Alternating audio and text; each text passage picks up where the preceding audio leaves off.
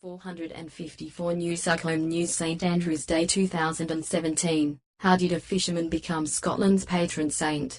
Google Doodle marks proud national holiday. Joe Sommerled at Joe Sommerled 16 hours ago. 5 comments. 454 click to follow the independent online popular videos. Woman candidate asks who can you trust not to show you their penis?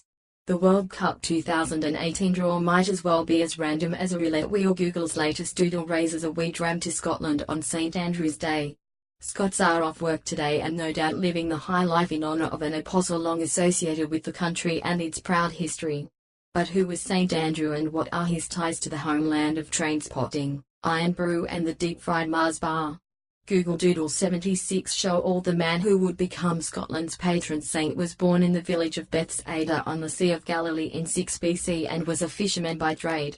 He and his brother Peter became 2 of Jesus Christ's 12 apostles or fishers of men after they encountered the Messiah on the shoreline and were called to his side, according to the Gospel of Matthew.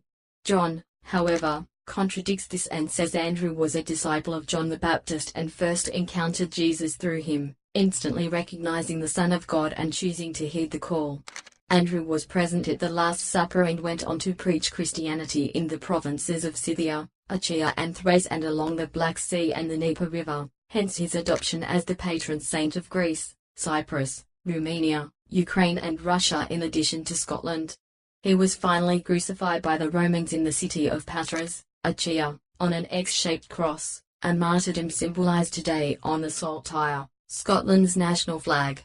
Andrew's remains became holy relics after his death and have been shifted across Europe over the centuries. First laid to rest in Constantinople, his skull was eventually exhumed and returned to Patras in the 9th century by Emperor Basil I. The rest of his body was later relocated to Amalfi in Italy for safekeeping by Cardinal Peter of Capua in the aftermath of the sacking of the Ottoman capital in 1208. Legend has it that the saint's bones first arrived on Scottish soil thanks to Regulus, or St. Rule, a Greek monk who claimed to have experienced a vision in which an angel guided him to bring the relics to the end of the earth.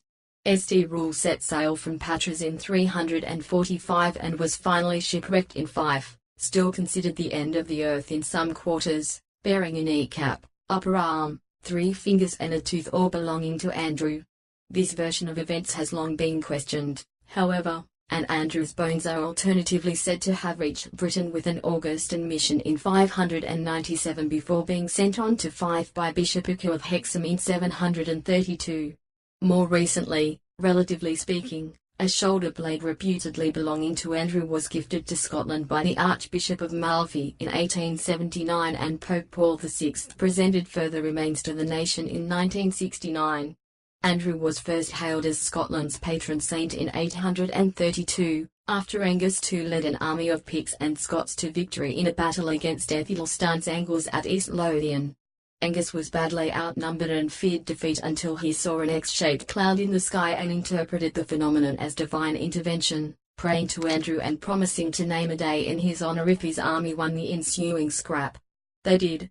Angus's ancient pledge was finally made official in 1320 when Scotland announced its independence from England with the Declaration of Arbroath. Superstition surrounding Andrew persists to this day and the Saltire is said to prevent witches flying down chimneys.